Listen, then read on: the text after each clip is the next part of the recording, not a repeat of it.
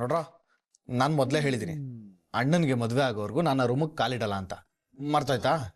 Cooker ವಿಸಿಲ್ಗೂ conductor ಹೊಡಿಯೋ ವಿಸಿಲ್ಗೂ ವ್ಯತ್ಯಾಸ ಗೊತ್ತಿಲ್ದಿರ ಸಿದ್ದಡ್ರೆ ನಾವಲ್ಲ. ಕರೆಕ್ಟಾಗಿ ಹೇಳ್ದೆ ಅಣ್ಣ. ಅಣ್ಣಂಗೆ ಮದುವೆ ಆಗೋ ಟೈಮಲ್ಲಿ ಮದುವೆ ಆಗುತ್ತೆ.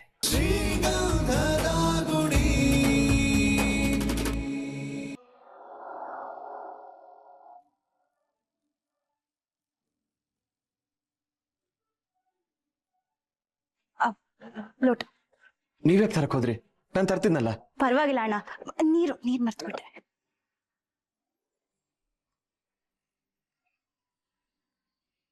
ಕೊಡು ಕೈಗೆ.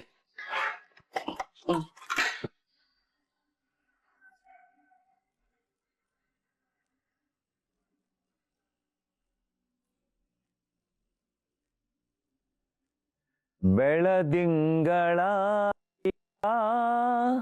ತಂಗಾಳಿಯಾಗಿ ನಾನು ಆನಂದದಿ ಒಂದಾಗುವೆ. ಪಾಪ ಅವ್ರ ಆಚೆ ಒಬ್ರೇ ಕೂತಿದ್ದಾರೆ. ಅದ್ಗೆ ಅವ್ರ ಒಳಗ್ ಬಂದ್ರೆ ಅವ್ರ ಮನುಷ್ಯನ ಯಾರು ಎತ್ಕೊಂಡು ಹೋಗ್ಬಿಡ್ತಾರೆ ಅನ್ನೋ ಭಯ. ಸುಮ್ನಿರೋ. ಅವ್ರಿಗೆ ಮೊದ್ಲಿಂದನೂ ಅದೇ ಅಭ್ಯಾಸ. ಬಿಡಿ. ಊಟಕ್ಕೆ ಬರಕ್ ಹೇಳಿ. ಇಲ್ಲಿಗ ಬಡ ಬಡ, ಅವ್ರು ಅಲ್ಲೇ ಇರ್ಲಿ. ಯಾಕೆ? ಅವರು ಹೊರಗಡೆ ಇದ್ರೇನೆ ನಮ್ಮೆಲ್ರಿಗೂ ಸೇಫ್. ಅಲ್ಲ, ಇಲ್ಲಿ ಯಾರು ಕದಿಯಕ್ ಬರ್ತಾರೆ? ಅವ್ನು ಊಟಕ್ಕೆ ಬರಕ್ ಹೇಳಿ, ಎಲ್ರು ಒಟ್ಟಿಗೆ ಕೂತ್ ಊಟ ಮಾಡೋಣ. ಅಯ್ಯೋ ಬೇಡ ಅದ್ಗೆ. ಅವ್ರು ಬಂದ್ರೆ ಉಪ್ಪಿನಕಾಯಿ ಉಪ್ಪು ಕಮ್ಮಿ, ಅನ್ನದಲ್ಲಿ ಅಕ್ಕಿ ಕಮ್ಮಿ, ಸಾಂಬಾರಲ್ಲಿ ಖಾರ ಕಮ್ಮಿ, ಅದು ಇದು ಅಂತ ಹೇಳಿ ನಮ್ಮ BP ಎಲ್ಲ ರೈಸ್ ಮಾಡ್ತಾರೆ. ಅವ್ರು ಅಲ್ಲೇ ಇರ್ಲಿ. ಹಾಗಲ್ಲ ಮೈ, ನಾನು ಯಾವತ್ತೂ ಅವ್ರನ್ನ ಎಲ್ರ ಜೊತೆ ಒಟ್ಟಿಗೆ ಕೂತ್ ಊಟ ಮಾಡೋದೇ ನೋಡಿಲ್ಲ. ಸಾಹಸ ನೋಡದೆ ಇದ್ರೇನೆ ಒಳ್ಳೇದು. ಸುಮ್ನಿರ. ಇರಿ, ನಾನು ಹೋಗಿ ಕರ್ಕೊಂಬರ್ತೀನಿ.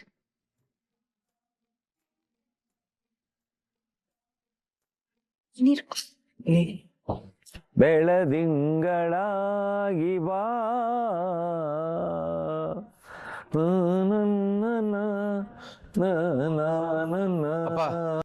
ರೆಡಿ ಇದೆ. ಅದೇಪ್ಪ ಮಾಮೂಲಿ ಅನ್ನ ಸಾಂಬಾರು.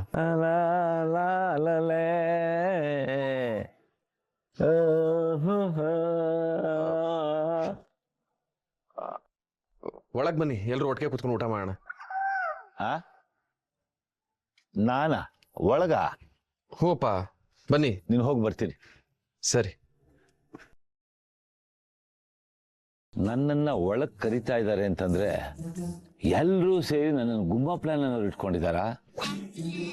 ಇರ್ಲಿ, ನೋಡೇ ಬಿಡ್ತೀನಿ.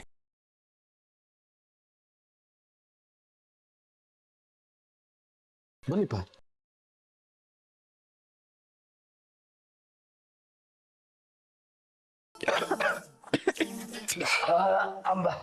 ಯೋ, ಹಂಗೆ ಕೂತ್ರೆ ನೀನ್ ಡಿಕ್ಕೇನ್ ಬೇಡ ಅನ್ನತ್ತಾ? Nataraja is very clean my third son. ಮತ್ತು ಊಟ ಬಡ್ಸು. ಬಡ್ಸಿ. ಕಣ್ಮುಚ್ಕೊಳ್ಳಿ. ಯಾಕೆ? ವಾರ್ನಿಂಗ್ ಕೊಡೋದು ನನ್ನ ಧರ್ಮ, ಅದನ್ನ ಪಾಲಿಸೋದು ಬಿಡೋದು ನಿಮಗ್ ಬಿಟ್ಟಿದ್ದು. ಹಾ?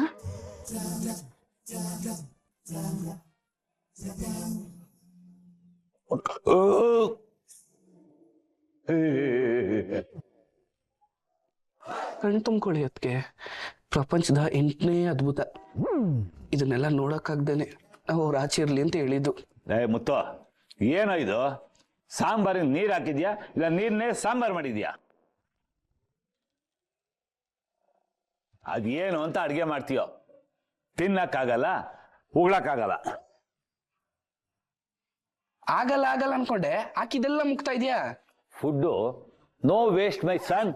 ಒಂದೊಂದು ಅಗಳಿಗೂ ಋಣ ಇರುತ್ತೆ.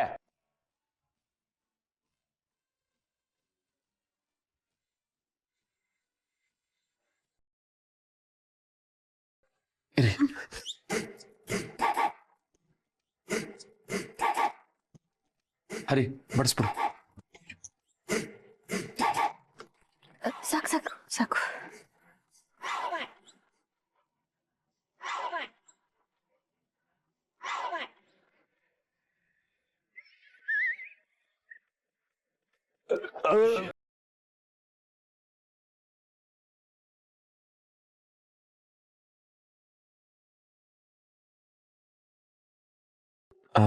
ಸಾಂಬಾರ್ ಏನಾದ್ರು ಹಾಕ್ಲೇನಮ್ಮ? ಬೇಡ ಬೇಡ ಸಾಕು. ನೀವು ಸರಿಯಾಗಿ ತಿನ್ನೋದೇ ಇಲ್ವಲ್ಲ, ಚೆನ್ನಾಗಿ ತಿನ್ಬೇಕಮ್ಮ. ಮೋಸ್ಟ್ಲಿ ಸೊಸೆ ನಂತರ ಅನ್ಸುತ್ತೆ. ಡಯಟ್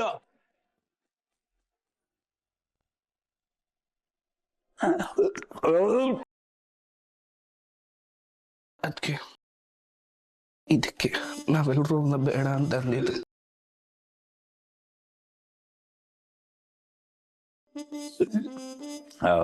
ಶ್ರೀರಾಮಚಂದ್ರ, ಆಯ್ತು, ಸ್ವಲ್ಪ ಆ ಕಡೆ ಜರಗಣ. ಯಾಕೋ ಹರಿಯಾಣನು ಬಂದು ಇಲ್ಲ ಮಲ್ಗ್ತಾನ, ಅದಕ್ಕೆ. ಅವ್ನ್ ಯಾಕೋ ಇಲ್ಲಿ ಬಂದು ಮಲ್ಕೋತಾನೆ? ಎಲ್ಲ ಸರಿ ಇದೆಯಲ್ಲ, ಅವ್ನ ರೂಮಲ್ಲೇ ಮಲ್ಕೋತ, ನೀನ್ ಆರಾಮಾಗಿ ಮಲ್ಕೋ. ಹೌದಾ, ಸರಿ. ಹೇ ಹರಿ, ಅರೆ ಇಲ್ಲಿ ಯಾಕೋ ಬಂದ್ ಮಲಗಿದ್ಯಾ? ಕೇಳಿದ ಪ್ರಶ್ನೆ ಎಷ್ಟು ಸಲ ಕೇಳ್ತೀಯ? ನಿದ್ದೆ ಮಲ್ಕೊಳ್ದೆ ಇನ್ನೇನ್ ಮಾಡ್ತಾರ? ನೀನ್ ಹೋಗಿ ರೂಮಲ್ಲಿ ಮಲ್ಕೋಬೇಕು ತಾನೆ?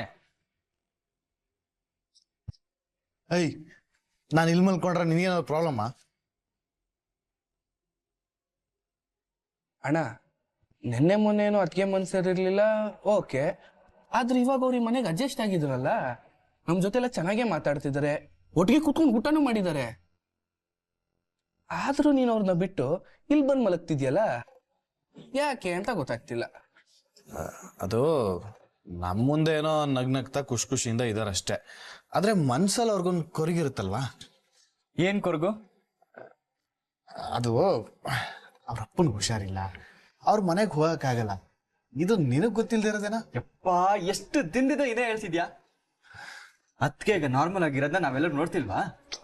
ಅದು ಹಾಗಲ್ಲ ಕಂಟಿ ಬ್ರದರ್, ಅವರು ನಾರ್ಮಲ್ ಆಗಕ್ಕೆ ಇನ್ನೊಂದು 2 ದಿನ ಬೇಕಾಗತ್ತೆ. ಆಮೇಲೆ ಒಳಗ್ ಮಲ್ಕೋತಿಯಾ? ನನ್ನ ಪರಿಸ್ಥಿತಿನೇ ಅರ್ಥ ಮಾಡ್ಕೋತಾ ಇಲ್ವೇ? ತಣ್ಣಗಿರೋ ಕಬ್ಬಣನ ಕಾಯಿಸೋಕ್ ನೋಡ್ತಾರೆ. ನೋಡ್ರ, ನಾನು ಮೊದಲೇ ಹೇಳಿದ್ದೀನಿ, ಅಣ್ಣನಿಗೆ ಮದುವೆ ಆಗೋವರೆಗೂ ನಾನು ರೂಮಿಗೆ ಕಾಲಿಡಲ್ಲ ಅಂತ. ಮರ್ತೋಯ್ತಾ? ಕುಕ್ಕರ್ ವಿಸಿಲ್ಗೂ ಕಂಡಕ್ಟರ್ ಹೊಡಿಯೋ ವಿಸಿಲ್ಗೂ ವ್ಯತ್ಯಾಸ ಗೊತ್ತಿಲ್ದಿರಷ್ಟು ದಡ್ರೆ ನಾವಲ್ಲ. ಕರೆಕ್ಟಾಗಿ ಹೇಳ್ದೆ ಅಣ್ಣ. ಅಣ್ಣಂಗೆ ಮದುವೆ ಆಗೋ ಟೈಮಲ್ಲಿ ಮದುವೆ ಆಗುತ್ತೆ. ನೀನು ಅಣ್ಣಂಗೋಸ್ಕರನೋ ಅಥವಾ ನಮಗೋಸ್ಕರನೋ ನಿನ್ ಜೀವನ ತ್ಯಾಗ ಮಾಡ್ಕೊಳ್ಳೋದು ಬೇಡಪ್ಪ. ಸುಮ್ಮನೆ ಹೋಗಿ ರೂಮಲ್ಲಿ ಬಿತ್ಕೋ. ದೇವ್ರೆ, ಇದೆಂತ ಪರೀಕ್ಷೆನಪ್ಪ? ಸುಳ್ಳನ್ನ ಕಾಪಾಡೋದು ಇಷ್ಟೊಂದು ಕಷ್ಟನಾ? ಏನಣ್ಣ ಯೋಚನೆ ಮಾಡ್ತಿದ್ಯಾ? ಹೋಗು ಒಳಗೆ. ಮತ್ತೆ ಏನಾದ್ರೂ ಕತೆ ಕಟ್ಟಕ್ ನೋಡ್ತಾ ಇರ್ಬೇಕು. ಹುಷಾರಾಗಿರು. ಏಯ್, ನನ್ನನ್ನೇನು ಅನ್ಕೊಂಡಿದ್ದೀರಾ? 24 ಗಂಟೆನೂ ನಿಮ್ಮ ಬಗ್ಗೆ, ಅಣ್ಣನ ಬಗ್ಗೆ, ಈ ಮನೆ ಬಗ್ಗೆನೇ ಯೋಚನೆ ಮಾಡೋದು, ತಿಳ್ಕೊಳ್ಳಿ.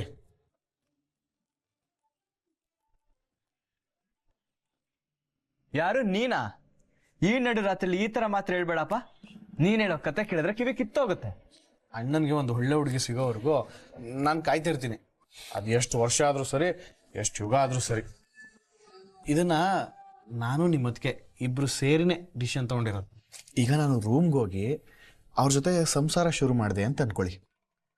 ಆಗ ನಮ್ಮಿಬ್ರಿಗೂ ಒಂದು ಮಗು ಆದ್ರೆ ಆ ಮಗು ಅಣ್ಣನ್ಗೆ ಏನಂತ ಕರಿಬೇಕು? ದೊಡ್ಡಪ್ಪ. ಹಾ, ಆಮೇಲೆ ಅಣ್ಣನ್ಗೆ ಮದುವೆ ಆಗಿ ಒಂದು ಮಗು ಆಗುತ್ತಾ? ಆಗ್ಲೇಬೇಕು. ಆ ಮಗು ನನ್ನ ಚಿಕ್ಕಪ್ಪ ಅಂತ ಕರೆದ್ರೆ ಚೆನ್ನಾಗಿರುತ್ತಾ?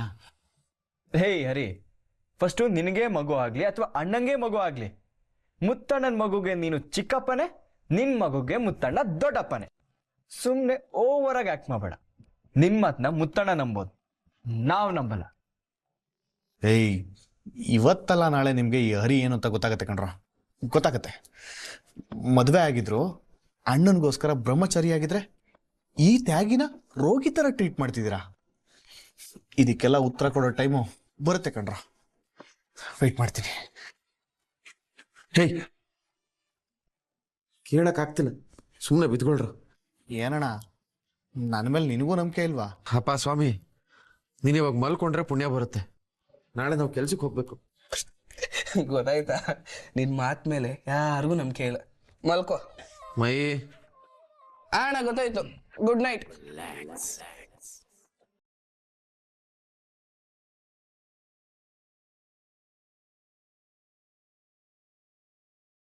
ಸಂಸಾರಕ್ಕಿಂತ ಇವ್ರನ್ನ ಸಂಭಾಳಿಸೋದೇ ದೊಡ್ಡ ಕಷ್ಟ ಆಗಿದೆಯಲ್ಲಪ್ಪ.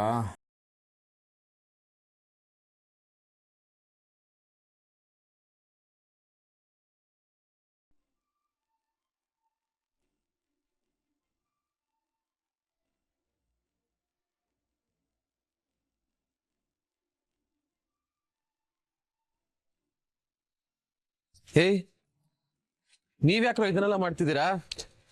ಮೈ ಅಣ್ಣ ಓದ್ಕೋ ಹೋಗ್ ನೀನು. ಓದಿದ್ದೆಲ್ಲ ಆಯ್ತಣ್ಣ.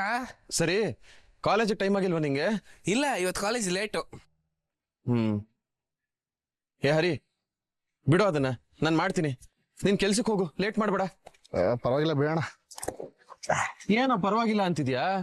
ಕೆಲ್ಸಕ್ಕೆ ಲೇಟ್ ಆಗೋದ್ರೆ ನಿಮ್ ಓನರ್ ಹತ್ರ ಬೈಸ್ಕೊತೀಯ. ನೋಡು, ಕೆಲ್ಸದ ಜಾಗದಲ್ಲಿ ಯಾವತ್ತೂ ಅಸಡ್ಡೆ ಮಾಡಬಾರ್ದು. ಹೊರಡು. ಕೆಲಸ ಇಲ್ಲ ಅಣ್ಣ. ಕೆಲ್ಸ ಇಲ್ಲ? ಓ, ಇವತ್ತು ರಜಾ ಹಾಕಿದ್ಯಾ? ಯಾಕೆ ರಜಾ ಹಾಕಿದ್ಯಾ? ಇವತ್ತಲ್ಲ, ಇನ್ಮೇಲೆ ಯಾವತ್ತೂ ಇಲ್ಲ. ಏನು ಹೇಳ್ತಿದ್ಯಾ? ಚಂದನ ಮನೆಯವರು ನಮ್ಮ ಓನರ್ಗೆ ಅವ್ರ ಕಂಪ್ನಿ ಮುಚ್ಚಿಸ್ತೀನಿ ಅಂತ ಹೆದರಿಸೋದ್ರಂತೆ. ಅದಕ್ಕೆ ನನ್ನನ್ನ ಕೆಲಸದಿಂದ ತೆಗೆದಾಕಿದ್ದಾರೆ. ಯಾವತ್ತು? ನನ್ನ ಫ್ರೆಂಡ್ ಗಾಡಿ ಕೊಡಕ್ ಹೋದ್ನಲ್ಲ ಅವತ್ತು.